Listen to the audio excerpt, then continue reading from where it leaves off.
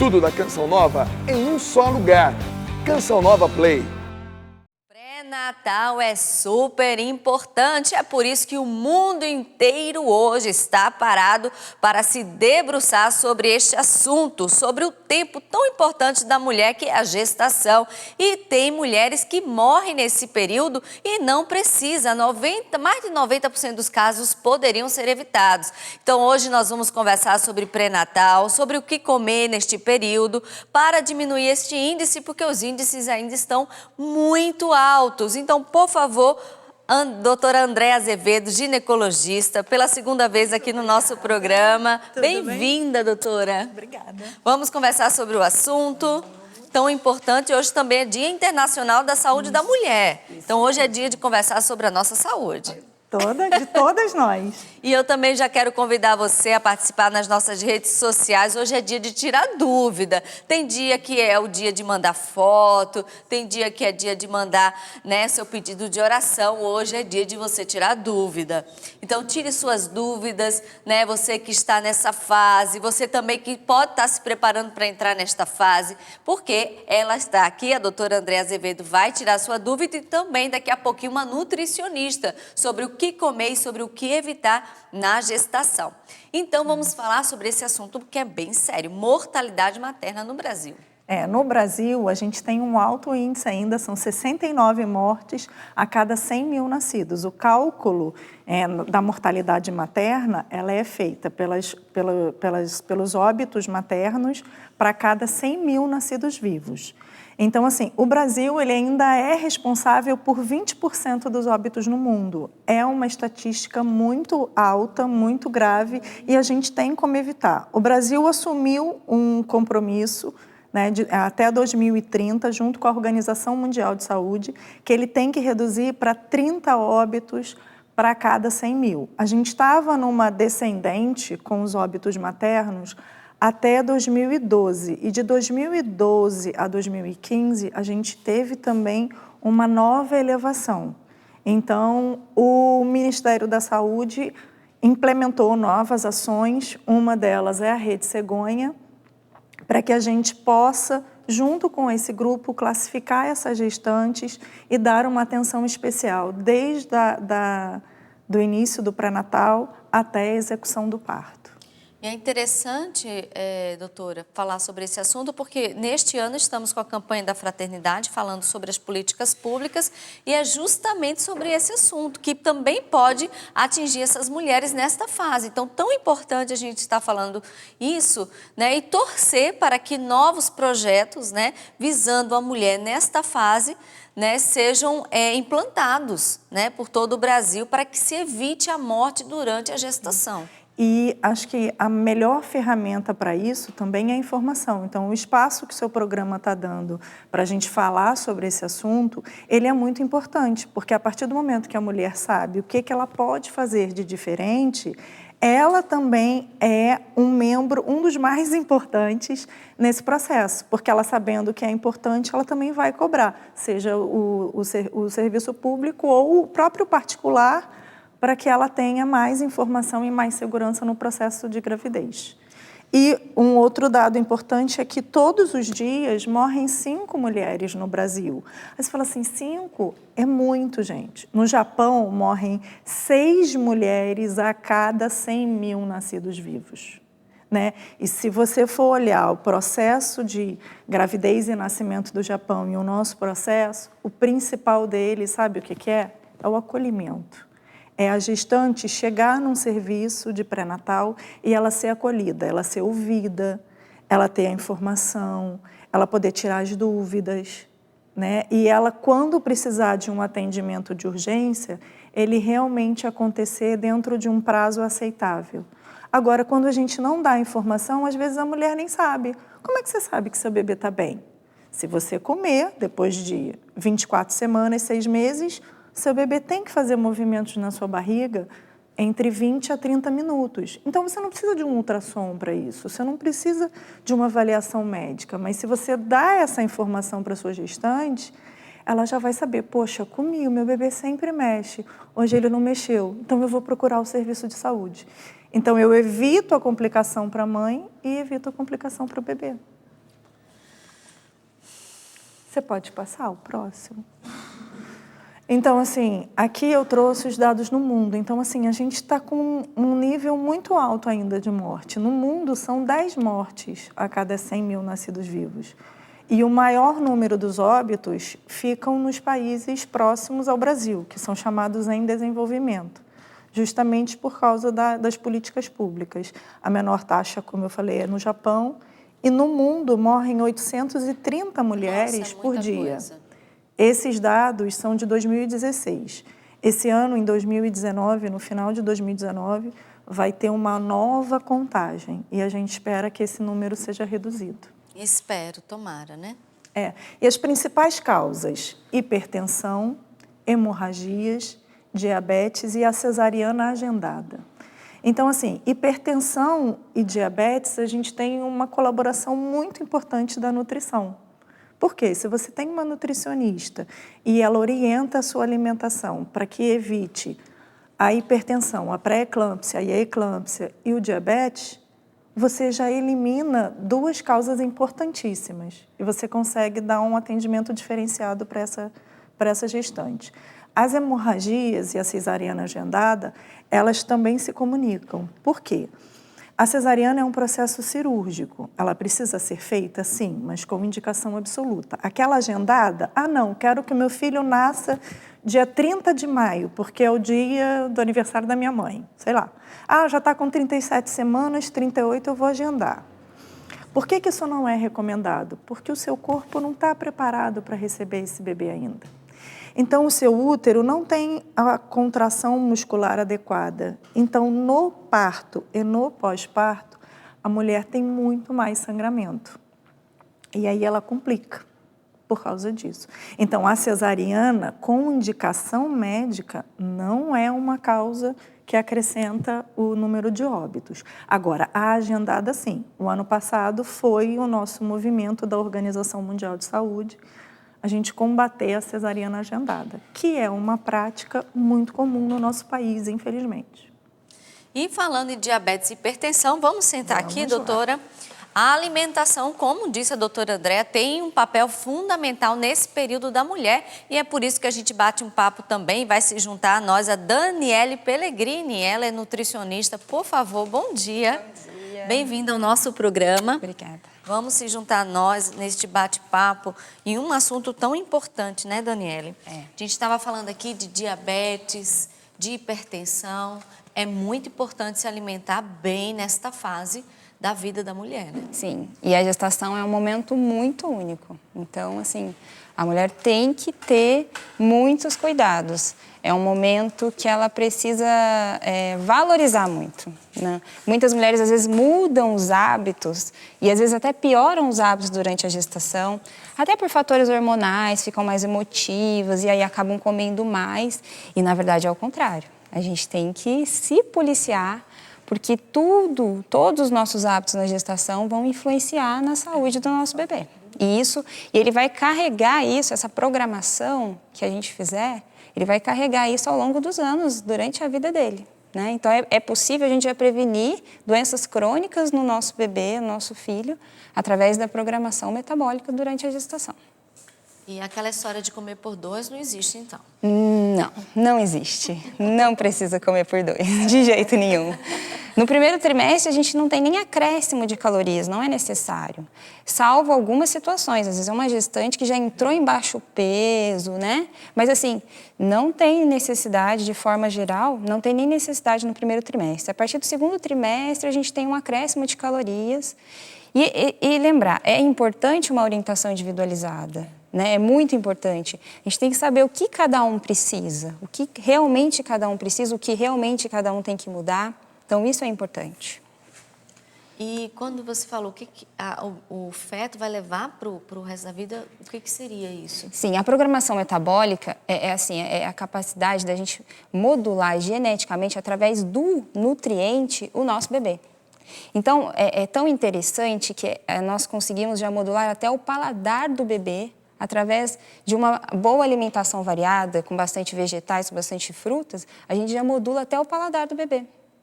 Então, depois é um bebê que vai ter uma aceitação muito maior dos alimentos naturais, né, dos alimentos in natura. Então, é possível fazer muita coisa através da alimentação e programar. Tanto vai ser bom para a saúde materna, lógico, e vai ser bom para a saúde do bebê. Então é bom a gente enfatizar isso, porque daí as mães têm mais força, mais vontade. Porque é pelo filho, né? Pelo filho. Falou que é pelo filho, a mãe topa Aí qualquer pronto, coisa. exatamente. Porque tem aquela desculpa, meu filho não pode ficar com fome, ó, pá, pá, pá. E quais são as doenças, as complicações de uma má alimentação durante a gestação? Quando a mulher ela não come adequadamente, que é, assim, eu nem gosto do nome dieta, né? Eu prefiro reeducação alimentar, porque você não vai fazer aquela restrição só naquele momento. Você tem que mudar a sua vida toda. Para poder também mudar a vida do bebê. Então, quando você come de forma inadequada, você vai ganhar mais peso. Ganhando mais peso, você tem alterações dos níveis de pressão. E aí você tem a pré-eclâmpsia, que a gente vai aplicar a medicação associada, mas mais do que isso é a alimentação. Se essa gestante, ela começa a mudar a alimentação dela, diminuir o sal, né? Porque a comida brasileira, ela tem muito sal, né? Naturalmente. E aí a gente consegue controlar os níveis pressóricos. Se a gente consegue melhorar isso, essa paciente tem uma diminuição da eclâmpsia, que é a convulsão. Quando a gestante ela tem um nível de pressão tão elevado que ela começa a convulsionar. E aí ela pode desenvolver um derrame, um AVC, pode descolar a placenta, e aí são os desfechos desfavoráveis que a gente chama em obstetrícia, que aí você soma o óbito materno ao óbito neonatal também, ao óbito do bebê. Quantos quilos é saudável, é esperado a gestante ganhar no período, né, gestacional? Geralmente são 10 quilos, é 1 quilo por mês. Mas a gente sabe que nos primeiros 3 meses, ela normalmente não ganha peso. Às vezes até perde, né? Às vezes até perde. Então, a gente tem o limite de 10 quilos. Mas se a gestante ganhar de 7 a 10 quilos, ela normalmente não tem complicação absoluta, nem na gestação, nem no parto vinculado à hipertensão e diabetes. A diabetes também é muito importante porque a mãe diabética pode fazer um bebê diabético. Porque ela começa a oferecer um número de glicose, né, de alimentos, sempre com muita frequência, em muita quantidade, que são esses bebês que nascem de 5 quilos, 4,9 kg, acima de 4,5 kg, a gente já fica mais de olho nesse bebê e nessa mãe, né? E também é importante falar que os níveis de diabetes mudaram. Antigamente, no pré-natal, era de 100, né? Glicemia de 100 era considerado diabetes no pré-natal. Desde 2009, se eu não me engano, mudou. Esses níveis agora, eles são próximos a 92. Então, toda gestante que na glicemia de jejum chega a 92, ela tem que procurar o especialista, o obstetra de alto risco, para fazer os novos exames e aí saber se realmente ela está desenvolvendo diabetes gestacional e ser encaminhada para a nutricionista para fazer a reeducação alimentar. E o que você sugere, Daniele? No caso, a mãe descobriu que está grávida e aí tinha um comportamento que não era bom alimentar. O que você sugere para essa mãe, né, para buscar mesmo uma saúde nesse período? O período da gestação, até voltando ao que ela falou da comida com muito sal, além do sal que a gente adiciona, né, nos alimentos, na comida, muitos alimentos industrializados têm uma quantidade de sódio muito alta. E a gente não vê, né? E a gente, às vezes, associa o sódio ao que é salgado, né, ao sal. E não. Os biscoitos, por exemplo, um biscoito de água e sal, um biscoito de maisena, os biscoitos industrializados, bolinhos prontos, sorvetes, enlatados, embutidos, né? Presunto, mortadela, até o peito de peru, que é um falso saudável. Então, isso tudo é muito rico em sódio, é muito rico em conservante, é muito rico em gordura saturada. Então, tudo isso vai alterar, né? Vai alterar peso, altera o nosso perfil metabólico, né? Porque são alimentos que são negativos. Então, eles não podem fazer parte do nosso dia a dia, não pode fazer parte dos nossos hábitos diários, né? De vez em quando você vai comer, não tem problema, mas isso não pode fazer parte do seu hábito. Então, assim, evitar excesso de açúcar. Os biscoitos também têm muito açúcar, até os pães que muitas vezes você come. São industrializados, não tem um sabor doce, você vai olhar a composição, tem açúcar. Então, tem muito sal escondido e muito sódio, muito açúcar escondido em várias preparações. Então, ler o rótulo, entender um pouquinho sobre o rótulo é importante, porque a gente se engana. Tem alimentos que são falsos saudáveis, né? Às vezes você pega um rótulo, tá light, diet, mas tem um monte de ingredientes ali que não vale a pena pro organismo, né? E durante a gestação, são uma série de alimentos que a gente deve evitar, né? Além de alimentos, então vamos falar em mudança de hábitos, né? A gente tem que evitar álcool sempre, cigarro, e assim, mas eu não fumo, mas meu marido fuma. Eu vou ser uma fumante passiva. E eu já vou estar programando metabolicamente meu bebê de forma negativa, né? Churrasco, por exemplo, né? Quem gosta de churrasco libera muitos radicais livres, frituras, muitos radicais livres, e a gente tem que combater isso. Num processo de síndrome hipertensiva, não é, doutora? A gente vai ter muito mais radicais livres liberados no organismo. Então, a gente tem que modular através da alimentação o máximo que a gente puder. E é melhor, eu sei que é difícil, não é fácil, né, você se reorganizar na alimentação, mas é muito melhor e muito mais agradável, muito mais divertido para a família do que ficar se enchendo de remédio. Sim, claro, e de preocupação. Assim, não, eu vou comer, depois eu vou lá e tomo um remedinho antihipertensivo. Mas não é o ideal, né? Se a gente consegue fazer diferente para nós mesmas e para nossa família, a resposta vai ser mais adequada. Né? E os hábitos da família vão influenciar nos hábitos da criança. Então, se você toma Coca-Cola, se você toma refrigerantes, bebidas açucaradas, muitos sucos, não adianta querer que você vá, eu não vou dar para o meu filho, só eu que tomo. Não tem como. Ele vai ver, você é o exemplo. Exatamente. A criança aprende muito mais com o que você faz do que com o que você fala. Então, é bom que já essa mudança de hábitos ocorra e já perdure, já fique. E a digestão desta mulher gestante, né? Justamente para unir a esta alimentação, qual que você sugere? Uma alimentação assim várias vezes ao dia, em menos quantidade? O que seria melhor para essa gestante? Da parte hormonal, o que acontece? A mulher grávida, o que mantém o bebê vivo no início da gestação é um hormônio chamado progesterona. A progesterona, ela atua no nosso corpo diminuindo o movimento da peristalse, que é um movimento de todo o nosso trato gastrointestinal. Então, elas têm mais enjoo,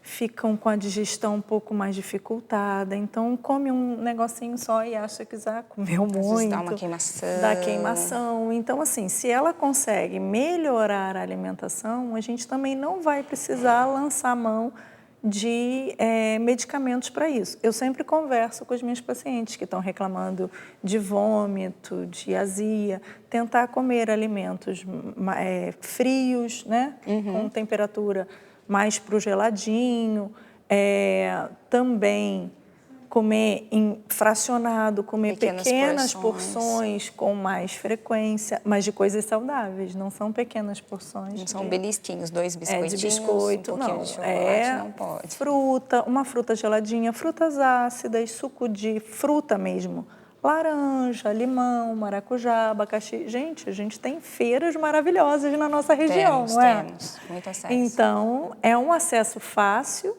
e também muito nutritivo, né? E financeiramente é mais aceitável, porque é mais barato. Sim. O nosso lema lá no consultório é: vamos descascar mais e desembalar menos. Então, quando a gente faz isso, fica mais fácil para todos nós, né? E mais seguro também. Com certeza, com certeza. E essas frutas ajudam no caso do enjoo, porque também...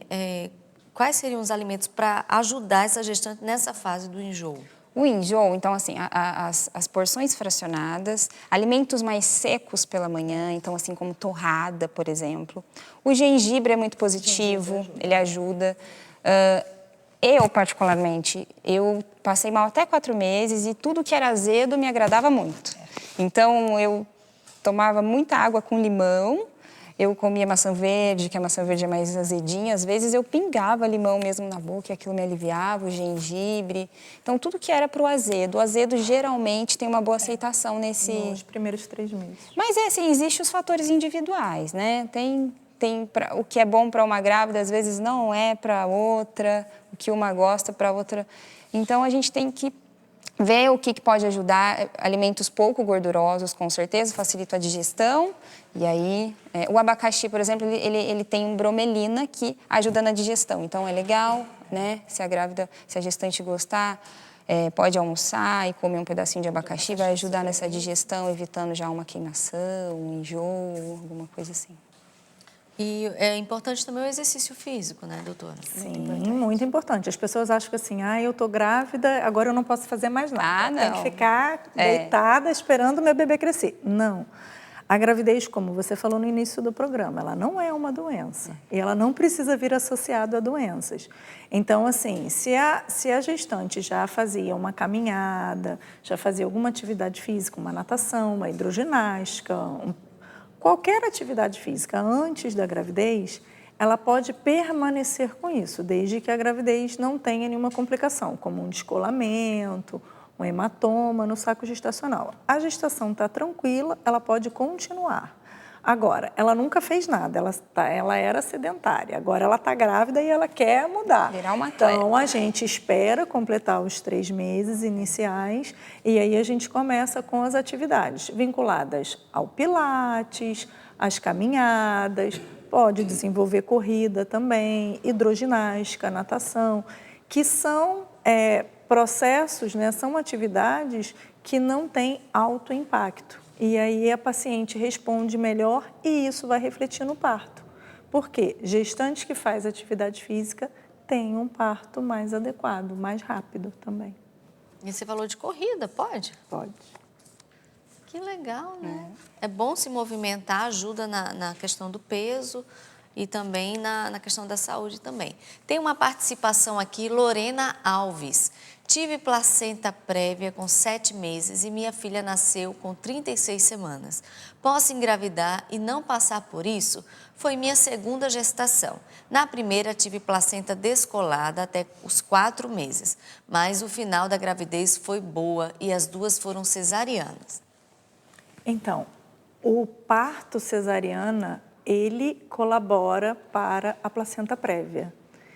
Então, ela tem os 2 fatores para a placenta prévia. Então, ela tem mais chance de desenvolver nova complicação vinculada à placenta prévia. Por quê? Porque ela tem partos cirúrgicos e ela já teve isso. Então, a cicatrização dentro do útero é que gruda a placenta ali e não deixa ela subir. Então, ela tem um risco maior de ter esse evento novamente. Então, quando ela engravidar, ela precisa procurar um obstetra de alto risco logo no início para que a gente possa fazer algumas medidas para diminuir a chance de complicação. Agora, ela tem os 2 fatores que complicam a placenta prévia, que é a cesariana. Tem mais uma participação, Andréia Zilli, né? Bom dia, gostaria que a ginecologista falasse dos riscos da trombofilia para a mãe e o bebê. Descoberto um marcador da doença, há necessidade de continuar procurando por outros? Sim, a trombofilia é uma das causas de abortamento com frequência e de complicações hemorrágicas no parto e no pós-parto. Tá? Então, assim, a paciente que tem um marcador de trombofilia, ela precisa ser acompanhada com o ginecologista de alto risco, não é o ginecologista geral, né, o obstetra de alto risco, e ela também vai precisar ser acompanhada pelo um hematologista. E aí, conforme a gestação vai evoluindo, a gente vai vendo a necessidade dos outros marcadores. Porque a gravidez já é um evento que muda a nossa coagulação. A trombofilia, se as pessoas não sabem, ela é uma complicação na coagulação do sangue. E aí ela complica tanto para a mãe quanto para o bebê. É muita informação, hoje dia internacional de luta pela redução da mortalidade materna. Nós estamos conversando com uma ginecologista e um nutricionista para saber quais são os cuidados durante esse período tão importante da mulher. Nós vamos para um breve intervalo, mas antes eu tenho uma dica para você muito legal, que é o livro Diário de uma Mãe, que é uma mãe que ficou caminhando no processo de luta pela sobrevivência dos 2 filhos. É um diário emocionante de uma mãe, vale a pena você adquirir pelo 3186-2600. Você ajuda ainda a Canção Nova e leva esse produto lindo de evangelização, um produto emocionante, é de mãe para mãe mesmo. Vale super a pena você adquirir. Nós vamos para um breve intervalo, espera por nós que vai valer a pena. Manhã Viva de volta hoje falando sobre um assunto super importante. Dia Mundial da Luta pela Redução da Mortalidade Materna, que é quando a morte acontece durante a gestação ou até 42 dias após o parto. 90%, mais de 90% dessas mortes poderiam ser evitadas. Gravidez não é doença, como a gente falou no primeiro bloco, mas é preciso alguns cuidados. Ainda tem muita gente morrendo, muitas mulheres morrendo nesse período tão belo, tão importante da mulher. Nós estamos conversando com a ginecologista a doutora Andréia Azevedo e com a nutricionista Daniele Pellegrini. Nós, no primeiro bloco, nós conversamos sobre os riscos, o que deve comer, o que não deve comer, e nós vamos continuar este bate-papo. E você também já conhece a forma inteligente de evangelizar. Você quer ser um porta-a-porta, que são os evangelizadores que pegam os produtos da Canção Nova, tem um cadastro aqui interno e leva para sua casa e vende, se torna um revendedor desses produtos e também, é claro, tem a sua própria taxa lá de comissão. Tem muita gente, eu conheço gente que deixou a sua própria ocupação para ficar com esta renda. Então é a forma inteligente de evangelizar mesmo, porque a pessoa com certeza fala de corpo e alma, né, deste produto, ela veste a camisa, tem muita gente muito feliz sendo porta a porta em todo o Brasil.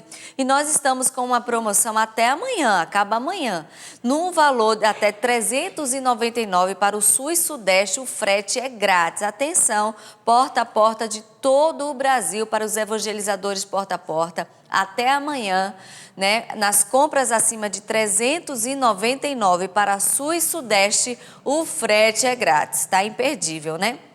Então, a doutora Daniele Pellegrini, ela já está aqui, nós estamos com alimentos aqui, né? Nós estávamos falando que tem muita grávida que fala que come por 2. Isso aí não vale, né? Não vale. Isso é desculpa. É desculpa. Não pode comer por 2, de jeito nenhum. E aí, tem vilões e tem heróis aqui, né? Tem sim. Então, assim, aqui a gente tem um exemplo clássico, né, de um biscoito industrializado. Esse é um biscoito recheado, mas o biscoito maisena, o biscoito água e sal, que às vezes são colocados como, né, benéficos, eles também não são bons, tá? Tem bastante conservante ali, sódio, tem muito açúcar, são muito calóricos, parecem ser leves, mas são muito calóricos, tá?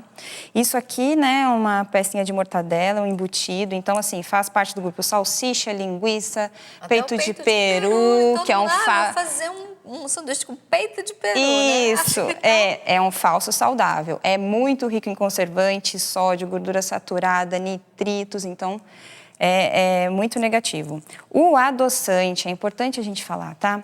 Existem alguns casos que a gente tem que indicar, mas assim, mesmo assim, dentro do consultório, eu sempre falo, se você vai tomar um suco e você, né, tá com diabetes gestacional, vai tomar um suco, vamos escolher um suco que já seja doce, já seja uma fruta mais doce, para que você não tenha que acrescentar nem o açúcar e nem o adoçante. Tá? Não é legal fazer uso de adoçante. Então, para as gestantes que têm alguma indicação, evitar ao máximo, procurar alimentos que você não precise acrescentar o adoçante. De forma geral, a gestante pode ou não pode usar adoçante? Não, de forma geral, não. Evitar ao máximo mesmo. Então, algumas gestantes que estiverem com a glicemia muito alterada, certo? E aí, eu tô com muita vontade de tomar uma limonada, eu não consigo tomar sem o açúcar, aí tá, você vai usar umas gotinhas, mas não pode fazer parte desse hábito, os 9 meses usando adoçante diariamente, de jeito nenhum, E tá? se tiver que adoçar, qual seria a indicação? Se não for o adoçante. Então, o que eu falo? Sempre preferir. Fruta é muito bom, né? Se você vai tomar um suco de fruta, então vou dar um exemplo. Eu tô com vontade de tomar suco de maracujá, mas maracujá é azedo. Vamos misturar um pouquinho com laranja. É legal, né? Aí a gente já quebra aquele azedinho, né? Sem açúcar. Tem pessoas que não gostam muito de sabores azedos, e aí eu já evitei de colocar um açúcar ali. Eu nunca vou poder usar açúcar? Vai, mas tudo depende. Se for uma condição, uma glicemia alterada, alguma coisa assim, a gente tem que ver. Então, a orientação individualizada é muito bom por isso. Cada caso é um caso. Cada caso é um caso. Então, aqui a gente tem um suco, né? Bastante conservante, bastante corante e muito açúcar, muito. Um enlatado sempre vai ter bastante conservante, sódio, muito. Outro tipo de suco pequenininho, né? Suco que às vezes as mães mandam para as crianças e não é legal, tá? O café pode? O café, a cafeína também ela não é indicada, mas assim, pequenas doses, tudo bem, não vão causar grandes alterações, né? A gente fala que no máximo 2 xícaras pequenas por dia, tá? A cafeína, ela tende a aumentar os sintomas indesejáveis, então assim, às vezes enjoo, queimação, tá? E o excesso da cafeína, sim, é negativo pro feto, então assim, mas tentar evitar ao máximo. Café, chá mate, chá preto, né, que são fontes, então tenta evitar, tá? A gente tem aqui um macarrãozinho, né? Você colocou a sardinha enlatada. A sardinha, ela até tem os benefícios dela. Ela está inteira aqui, está com as vísceras. É uma fonte de ômega 3, mas a gente também não pode abusar por estar enlatado, tá? Por conta do sódio conservantes. Então, o melhor é que eu compre a sardinha, que eu faça na panela de pressão, cozida e tal. Mas, assim, não é que nunca vai poder consumir, mas não pode abusar. É um enlatado, tá? É um industrializado. Aí a gente tem que priorizar também cereais integrais, então o pão integral, farinhas integrais, usar as farinhas na preparação o máximo possível, porque os refinados, eles vão aumentar, o índice glicêmico, a velocidade com que eles vão ser absorvidos pelo organismo é muito rápida. Então faz com que a gente libere muita insulina, né? E são alimentos que tendem a não gerar saciedade pra gente. Então isso é muito importante, gerar saciedade, né? A gente tende a comer alimentos muito refinados e sentir fome muito rápido, o que vai favorecer também ganho de peso, obesidade. Então, tudo isso tem que ser evitado. Tá? Aí, nós temos aqui as frutas secas. Então, aqui é um exemplo que é a uva passa, poderia ser tâmara, poderia ser damasco. Isso é muito legal para as gestantes que sentem aquela vontade de comer um docinho. Então, as frutas secas ajudam muito, né? Aqui a gente tem um iogurte natural. Então, até falando da diferença, se você pegar um potinho de iogurte natural, ele tem 2, 3 ingredientes. Se você pegar um iogurte com sabor, nossa, ele tem uma lista muito extensa de ingredientes. Então, tá vendo a diferença? Então, ali tem conservante, tem corante, tem açúcar, tem vários outros ingredientes. Então, assim, é muito positivo. E aqui eu posso pegar uma fruta mais docinha, por exemplo, uma manga, e colocar aqui junto com o iogurte natural. Colocar uma sementinha de chia, que dá uma fonte de ômega 3, então vai enriquecer, ou de linhaça, entendeu? Então, tem outras formas que eu posso estar dando sabor nesse iogurte que vai ficar bom, tá? Falando aqui da parte boa, né? Então, assim, é muito importante os antioxidantes para a gestante e principalmente se ela tiver síndromes hipertensivas, né? Então, assim, abacate, o azeite, as oleaginosas são fontes de vitamina E, que é um antioxidante muito importante. A castanha do Pará é fonte de selênio, então é muito bem-vinda durante a gestação. É legal o beta-caroteno, que está presente na abóbora, mamão, nos alimentos em geral de cor alaranjada, então muito importante consumir, né? Então, vamos colocar um alimento dessa cor, pelo menos, né, na alimentação diariamente. Falando sobre consumo, então, assim, gestantes, consumir pelo menos um tipo de folha por dia, de preferência, folhas verdes escuras, é também uma fonte de cálcio. tá? Então, além dos iogurtes naturais, leite e queijos, que a gente tem que priorizar os magros, não os amarelos, então queijos mais magros e pasteurizados, para quem não consome, às vezes não se sente bem, não gosta, os vegetais verdes, escuros, brócolis, quinoa, são fontes também de cálcio, então a gestante pode estar colocando na alimentação. Então, consumir pelo menos 2 legumes e uma folha por dia, de 3 a 4 porções de frutas diariamente, tá? E consumir, gente, comer arroz e feijão, né? Que é um prato típico brasileiro, é simples e na verdade, a obesidade, ela aconteceu não porque a gente exagerou em comer arroz e feijão, porque nós deixamos de comer o arroz e feijão para comer alimentos o quê? Industrializados, enlatados, empacotados, comidas congeladas. Então, gestantes tenham uma alimentação colorida, comam arroz e feijão, legumes, verduras, frutas, porque isso só vai trazer benefícios tanto para a saúde materna quanto para a saúde do feto. Vamos sentar ali, doutora?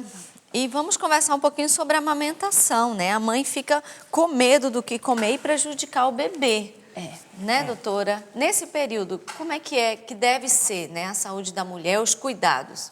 No período da amamentação do puerpério, a gente precisa fazer uma rede de apoio para essa gestante.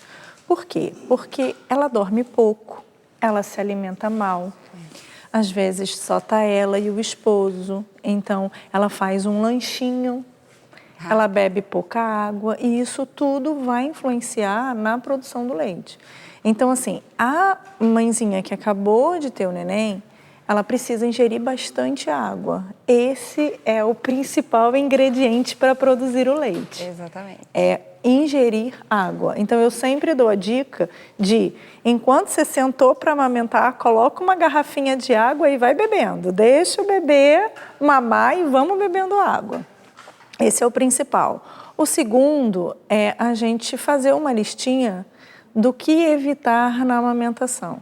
Então, embutidos, enlatados, refrigerante, a cerveja preta, as bebidas alcoólicas não dão leite, tá? Quando você ingere uma tacinha de vinho ou um copinho de cerveja, esse álcool vai direto para o leite. Então, o seu bebê vai ficar embriagado. Ele vai até dormir, mas é porque ele está embriagado. Então, não é adequado. Né? Corantes, a base alimentar até do sal mesmo na alimentação da puérpera e da gestante, se a gente colocar cebola, alho, a gente não precisa colocar o sal. Então, preparar os alimentos com isso, evitar aqueles, eu não sei como é que é tecnicamente, aqueles pozinhos que dão um gostinho na alimentação. Sazon, essas coisas assim. Os temperos Esses prontos. temperos prontos serem evitados, a gente usar o tempero natural, que é a cebola e o alho. E basicamente, sempre, até esses temperos que a gente compra no supermercado, então, é legal olhar, alguns têm glutamato monossódico. Se tiver, não compre. Não compre. É um realçador de sabor, riquíssimo em sódio, péssimo para o organismo. E geralmente ele dá um sabor diferente na comida. Então, às vezes está escrito alho, cebola e não sei o que mais, e salsa, mas lá atrás está glutamato monossódico também. Então, foge de glutamato monossódico. Tem participação aqui, é a Natécia. Tive 3 partos cesariana, meu bebê está com 11 meses. Há algum risco de engravidar novamente? Sempre há. Se ela está namorando, sempre há. Mas a amamentação é um colaborador para evitar a gente engravidar novamente. E é um colaborador natural. Se esse bebê dela de 11 meses já está fazendo amamentação exclusiva, tudo bem, ela está protegida. Se ela já começou a introduzir as frutinhas, que é muito comum a partir dos 6 meses, ou os alimentos salgados, né, as papinhas, ela não está protegida. Então, ela tem que procurar um profissional para saber se o mais indicado para ela é um método hormonal, ou um método Billings, ou um método de barreira. Tem participação, é a Fabiana. Bom dia, quero engravidar, mas preciso continuar trabalhando como cuidadora de idosos e preciso pegar peso em alguns momentos. Tenho 34 anos, minha primeira gestação foi há 12 anos e foi parto normal. O que me orientam? Então, esse trabalho dela vinculado a ser cuidadora de idosos, alguns exercícios que ela faz para ajudar o idoso a levantar e tal, o organismo dela já está preparado. Então, isso não vai ser uma sobrecarga na gestação, né? Então, ela pode engravidar novamente, continuar trabalhando. Se tiver algum processo de descolamento, hematoma no início da gestação ou sangramento, é que a gente vai pedir para ela se afastar do trabalho. Mas se a gestação for tranquila na idade que ela está, é uma boa idade, normalmente ela pode desenvolver o trabalho dela naturalmente, sem nenhum risco. Luana, na primeira gestação não tive acompanhamento de nutricionista e nem pratiquei exercícios. Desenvolvi pré-eclâmpsia e síndrome de HELP. Minha filha nasceu com 33 semanas e ficou 21 dias na UTI. Agora, na segunda gestação, com acompanhamento adequado, alimentação e hidroginástica, correu tudo bem. Parabéns, Luana. Parabéns, Luana. Isso mesmo. A síndrome HELP é uma complicação da pré-eclâmpsia e da eclâmpsia. O que é isso? É uma sigla em inglês que a elevação da pressão ela começa a dar sobrecarga hepática, problemas nas plaquetas, então as plaquetas reduzem, essa mulher tem mais hemorragia e às vezes, por mais que a gente faça transfusão, tente usar os métodos, a gente não consegue trazer essa paciente de volta. Então, a síndrome HELP é uma das causas associadas à pré-eclâmpsia que termina no óbito materno. Então, assim, ela realmente precisa da nutricionista, realmente precisa de exercício, controlar o peso dela ao máximo para que ela não tenha novamente nem a pré-eclâmpsia nem a síndrome HELP. E a gente precisa deixar um recadinho para a Luana que mesmo depois do bebê nascido, durante 60 a 90 dias, ela ainda tem a influência da pré-eclâmpsia e da síndrome HELP no quadro clínico dela.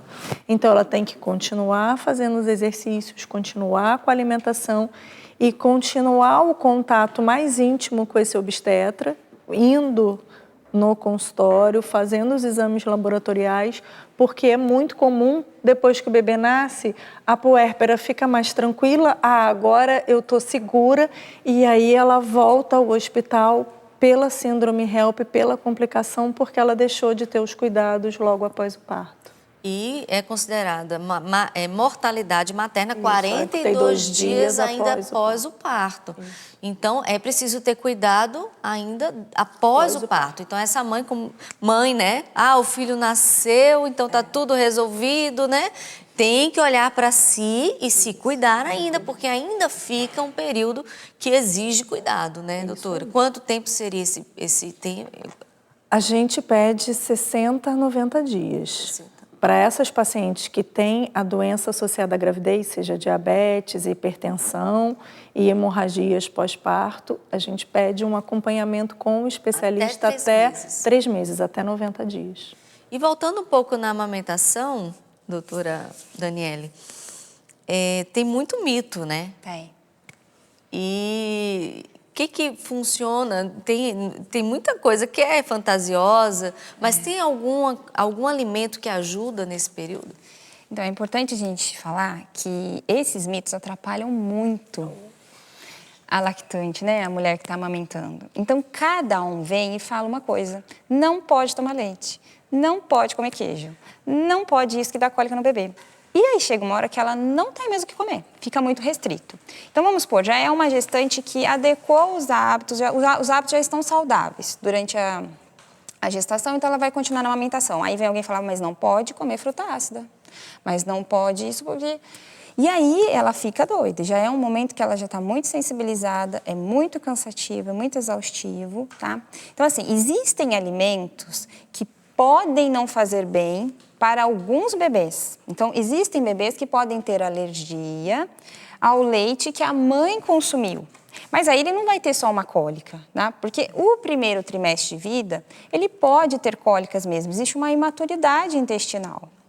E é possível prevenir cólicas no bebê através do uso de probióticos na gestação. Então, uma boa alimentação, uma flora intestinal equilibrada e dependendo do caso, suplementação de probiótico, eu já vou prevenir cólicas no meu bebê.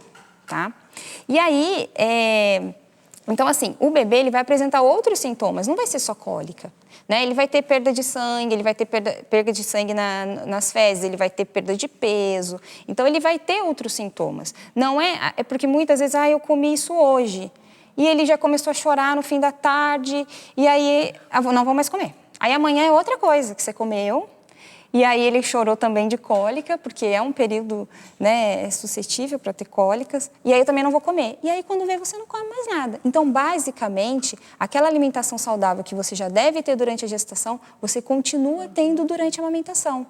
Sim, e se atentando mais, aumentando líquidos, né? Então, você pode fazer chás nesse período de inverno, para quem teve neném agora ou vai ter, né, um bebê agora e está em amamentação, os chás são muito bem-vindos.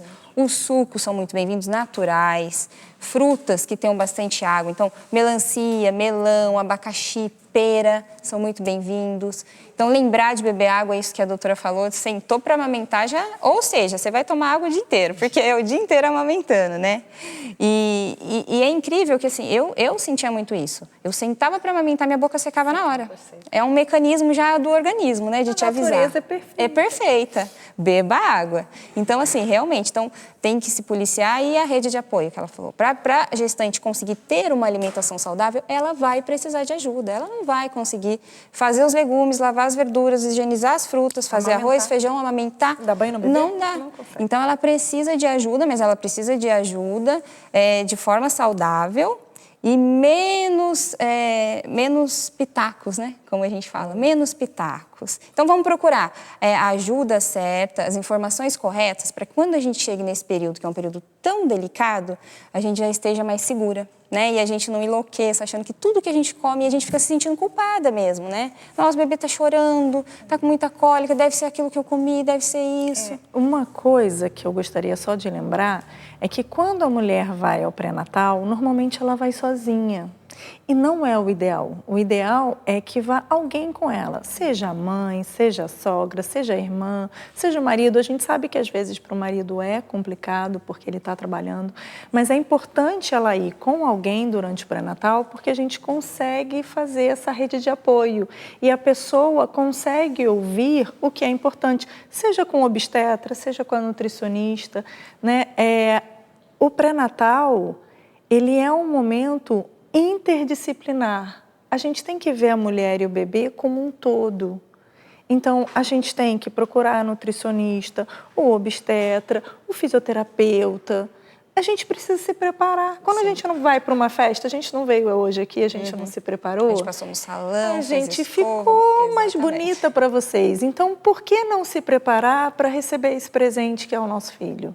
Né? Então, quando a gente vê que o pré-natal não é uma coisa só do obstetra, que é importante a gente ter outros profissionais associados a esse médico, tudo fica melhor e mais seguro para essa gestante. E lembrar de trazer uma pessoa da nossa confiança que vai ajudar na nossa rede de apoio para consulta. Isso não incomoda o obstetra, deixa ele muito feliz. Isso ajuda.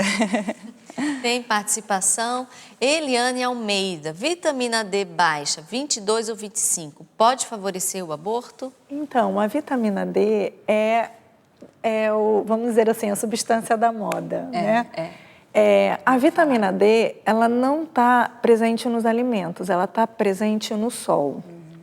Então, hoje a gente fica muito tempo fechado dentro dos ambientes, a gente não faz muita atividade ao ar livre.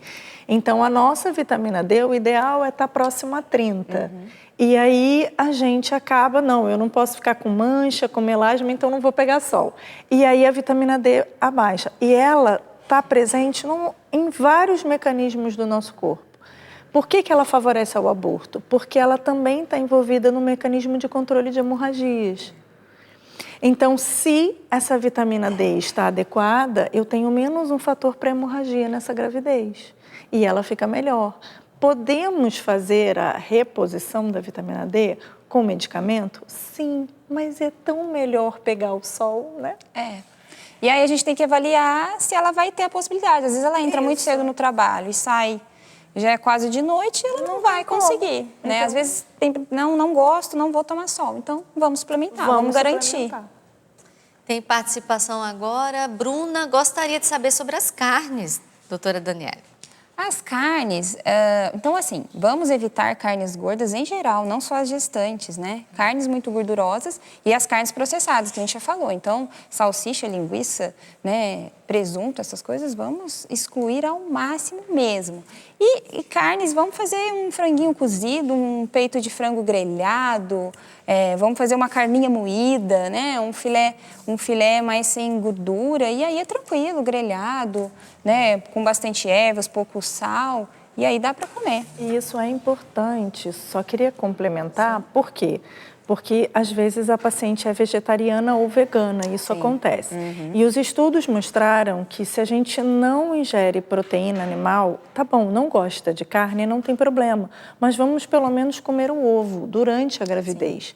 Porque os estudos no último congresso da Sociedade de Ginecologia mostrou que as mães veganas e vegetarianas sem proteína, elas estão tendo problemas de maturação pulmonar. Olha. E aí os bebês têm dificuldade, nascem dentro do termo, né, mas ficam na UTI por problemas respiratórios. E o ovo também é fonte de colina, que é muito importante para o desenvolvimento cognitivo do bebê. Então, gestantes comam ovo. Mesmo as veganas.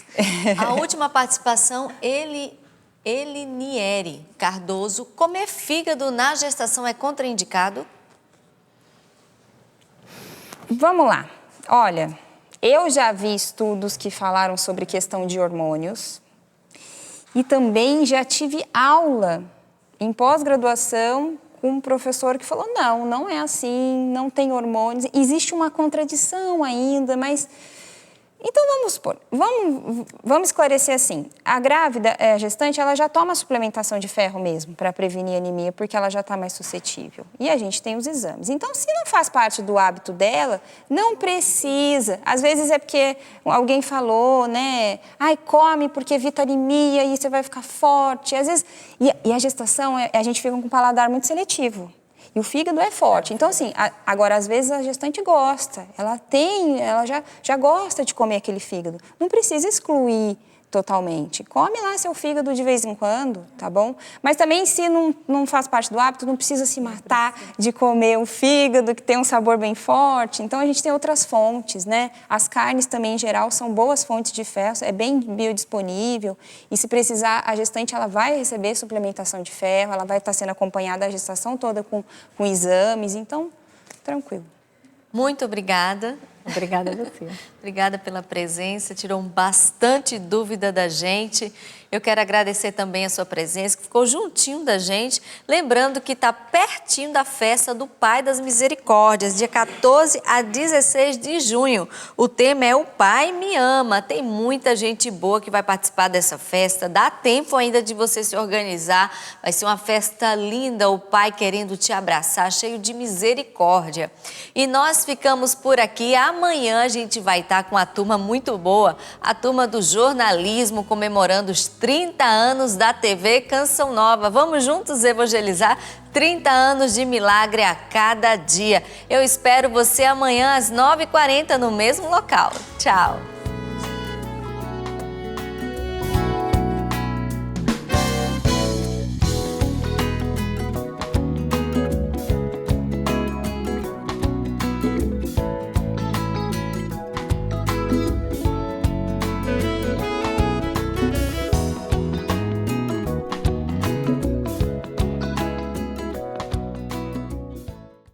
Tudo da Canção Nova em um só lugar. Canção Nova Play.